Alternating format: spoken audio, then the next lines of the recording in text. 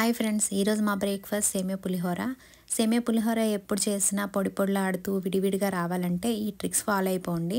ఈ సేమియా పులిహోర తినే కొద్దీ తినాలనిపిస్తుంది. నోటికి కమ్మగా చాలా రుచిగా కూడా ఉంటుంది. ముందుగా ఒక పెద్ద బౌల్ తీసుకొని దానిలో వాటర్ తీసుకొని సాల్ట్, అలాగే కొద్దిగా ఆయిల్, అలాగే పసుపు యాడ్ చేసుకొని నీళ్లు బాగా కాగిన తర్వాత మన సేమియాని కూడా వేసి ఆల్మోస్ట్ 80 to 90% వరకు బాయిల్ చేసుకోవాలి. తర్వాత దీన్ని స్ట్రెయిన్ చేసుకోవాలి. వెంటనే దాని మీద చల్లనీళ్ళు వేసేసుకోవాలి. సో దట్ అది స్టిక్కీ అవ్వకుండా పొడి పొడిలాడుతూ వస్తుంది. ఇప్పుడు ఒక ప్యాన్ తీసుకొని దానిలో ఆయిల్ యాడ్ చేసుకొని మన రెగ్యులర్ పులిహోరకి పోపు ఎలా వేసుకుంటామో పోపు సామాన్లన్నీ వేసుకొని ఫ్రై చేసుకోవాలి. దీనిలో నేను ఇంగువ స్కిప్ చేశాను, మీకు కావాలంటే ఇంగు కూడా యాడ్ చేసుకోవచ్చు. ఇప్పుడు ఈ పోపులన్నీ ఫ్రై అయిన తర్వాత మనం చల్లారబెట్టుకున్న సేమియాని కొంచెం విడివిడిగా చేసుకుంటూ వేసుకోవాలన్నమాట.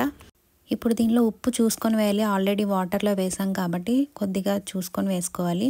అండ్ అలాగే ఈ క్వాంటిటీకి సరిపడా నేను 2 నిమ్మకాయలని తీసుకొని జ్యూస్ చేసి వేసాను అనమాట. మొత్తం ఇప్పుడు మిక్స్ అయ్యేలాగా కలుపుకోవాలి. అంతే, ఎంతో టేస్టీగా ఉండే సేమియా పులిహోర రెడీ. మీకు నచ్చిందా? నచ్చితే మీరు కూడా ఇంట్లో ట్రై చేసి ఎలా వచ్చిందో చెప్పండి. వీడియో నచ్చితే ప్లీజ్ లైక్